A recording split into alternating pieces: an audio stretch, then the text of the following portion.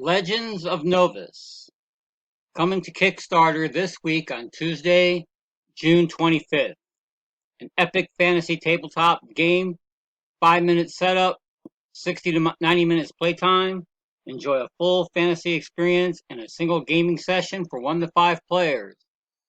This game is created by Woodbury and is being published by Fundamental Games, and I'm going to give you a little bit of a Kickstarter preview. My name is Donald, and I am the solo RPG guy. Okay, I've got the components laid out here, and we'll go over them briefly. Just bear in mind this is a print and play prototype of the game. This is not the final quality of the components, and obviously artwork and things like that might change based on the Kickstarter results. The first thing you're going to get is a map. This map is obviously just printed on some paper right now, but it'll be a full-fledged quad fold map. Estimated size be like 16 by 16 or 17 by 17 inches. Here you will take your characters, which will be represented by standees that you will use to travel around the board and experience the world of Novus. You will also get your character record sheet. Again, this is just printed. It's expected to be on full-fledged quad board, or not quad board, but regular board like a game board with indents to hold the little blocks you'll use to keep track of your combat skill and your experience. You will place your character card. They have 5 main characters that you can play: the druid, the knight, the priestess, the wizard, and the thief. So I'll say I'm playing the fighter, so I'll put the fighter card there, and then I will grab my appropriate character card. Let me move that up so you can see it better. Adjust the camera a tad. The game comes with 5 basic classes and 10 advanced classes. Now my print and play only has 4 of them, but here is the fighter. You gain +1 combat when you have 2 weapons equipped or a 2-handed weapon equipped, +2 versus monstrosity creatures. You'll lose 2 when you try to evade, and then you have your special ability here, and that just goes right there. And each class has its own card, its own special abilities. Once you gain enough experience points, you'll be able to basically multi-class and pick another upgraded class which shares a class you've already picked. Like if you look at here, the fighter's got this axe symbol. So if I was to get enough experience points, I can upgrade to a character class that has that axe symbol, like the brutal beast form, the perfect paladin, the aggressive assassin, or the ballistic battle mage. And I believe that's it for these here. The game also comes with 3 separate decks of cards. The first deck of cards is the encounter deck. Here is where you will fight the lesser creatures as you're traveling. Various zombie hordes, oxen, another zombie horde, an orc, stone sentinel, cracking imp, assassin, alluring devil. What's this guy? Acidic deformity. And as you can see, oh, I'll get this upside down. Let's fix this right side up.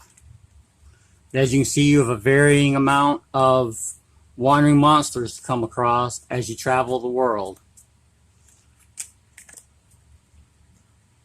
You will also get a reward deck. Everyone likes to get the rewards and get loot. This consists of various weapons, armor, scrolls, rings, armor, coins you can find, spell books, blades, mace, electrical gauntlets, all kinds of various magic items and various loot that you can find. As you can see, it's a pretty big stack of cards here. And what you'll do is, as you acquire these cards, you will lay them on your character sheet. So for example, if my fighter was to have this heavy warhammer, +3 versus monstrosity creatures, it'll give me it's obviously a two-handed weapon. It has 3 to my combat, and if I sell it in town, it's worth 10 gold, and it just simply goes on your character sheet in the appropriate spot. The third deck of cards is the encounter deck. Various things you will encounter and find on your travels. Some of them may result into a combat. Some of them may result in you finding treasure. Some of them may result in you getting bonuses like this travel plans. You may only play this event during your recovery phase. Move your player up to 3 map locations away from your current location, but you do not trigger the location's effects. As you can see, there's quite a few cards in this stack as well. Now, the object of the game is, if you're playing multiplayer, is to be the first person to earn 25 experience points and have either a quest creature or 2 quest events cards completed. Then you'll be recognized by the people and the rulers of the land as the Legend of Novus. And here's an example of a quest card. And as you can see, this quest can only be played in the Dark Woods of A. Spend your next turn exploring. The animal creature gains +3 combat. And you're like, well, what does that mean? Well, when you explore the land of Novus, let me move this out of the way. As you explore the land of Novus, and you explore these various locations, when you get to a location for the first time, you will go through the location guide. And the location guide has some pretty good artwork, and it'll tell you the first time you go somewhere, you have to, like for example, the first time you explore in the Dark Woods of Veyland, you flip over cards from the encounter deck until you reveal an animal creature. You must battle that creature. It gets +2 combat. Shuffle the other revealed cards back into the deck. In addition to the quest cards, there are quest creatures you must go around and try to defeat. And here's an example. They have 8 quest creatures here. As you can see, pretty good artwork. So let's just pick one here. Let's pick the good old, I know there's a Lich. There we go. Here's the Lich. Shows you what his combat value is, his XP value, and a special ability, which you must do first. Add the roll, add your XP. If the result's less than 25, you lose the combat value of all magical rewards you have equipped until the end of the battle. Undead allies do not add their combat into this battle. If you are victorious, here are the rewards you get, and if you are defeated, you lose 3 experience points. Now, there is a solo version of this game. To win the solo game, you must demonstrate your heroism by defeating 3 quest creatures and completing at least 1 quest adventure within a specific amount of turns, representing the progression of time on Novus. If it takes too long to complete your task, it means the creatures have already devastated the world beyond recovery. You have a maximum of 25 turns to complete the goal. And then there's a ranking system here that will determine how fast you win the game, just what kind of champion you are of Novus. And then there's a simple game setup that you have to remove certain cards from the game, because those are multiplayer cards that will have no effect in the game when you're playing solo. And then you just track your turns by how many turns you've taken. That's simple. The game also comes with a turn summary card, which shows you how to play the game in the 3 phases. You have a preparation phase, an adventure phase, and then a recovery phase. And on the back, you can exchange gold pieces for XP, and you may turn, but you cannot go over 24 experience points. And then, depending on how much XP you got, it adds to your combat modifier. We'll do an example here of a quick combat. Combat is real simple. First thing you gotta do is you read the card, and it says here, let's say I drew the Swarm of Rats. The Swarm of Rats combat is equal to a D10 roll. So let's go ahead and roll that. Oh, wow.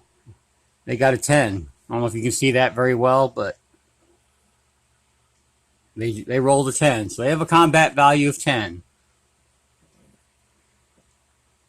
Curse. If you are defeated, you must attach this card to a skill slot as a curse, and then you suffer -1 combat. What you will do is when you enter combat, you will look at your combat rating that you've acquired between your equipment and whatnot. Let's just say I also had a combat value of 10. What you'll do is you'll have two 10-sided dice that come with the game. Obviously, my print and play did not come with that, so I've got two of my own D10s here. We will say that this purple one is me, and we will say that this orange one is the rats. We will just simply roll, and as you can see, looks like the rats beat me by 1. So obviously I've lost. So if I'm defeated, I must attach this as a skill card. It also says I lose 1 experience point. So I will then move 1 experience point down on my track there on my character sheet. And then this will go into that skill slot as a curse.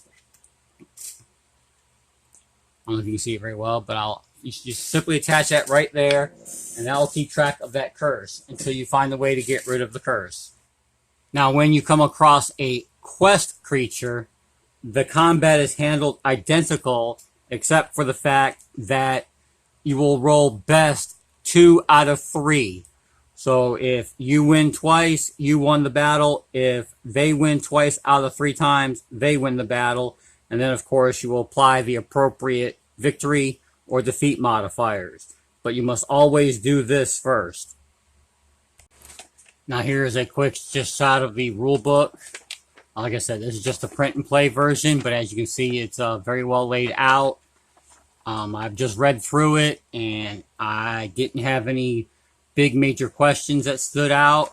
It was very easy to read, easy to understand.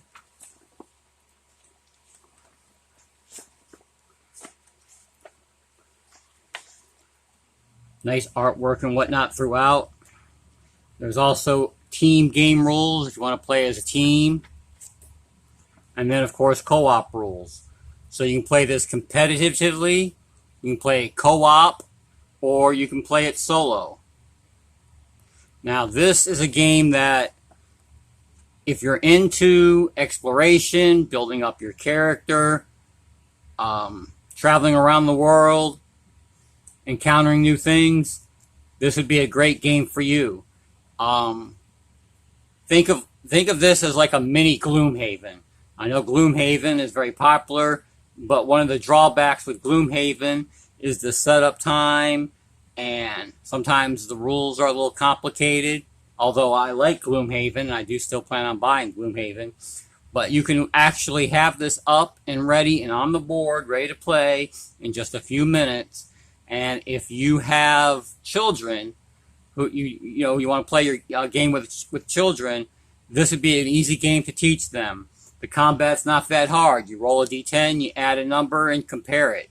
This is something that you can easily play with your kids. So, Legends of Novus coming to Kickstarter this week. I will put the link down below. If you have any questions, feel free to ask me. If you want to see a full-fledged playthrough of the game, the creator of the game, Wes Woodbury, has a full playthrough of the game and some of the upgraded components on his YouTube channel. I will put that link down below so you can check it out and see if you want to participate in the Kickstarter. Until the next video, happy gaming!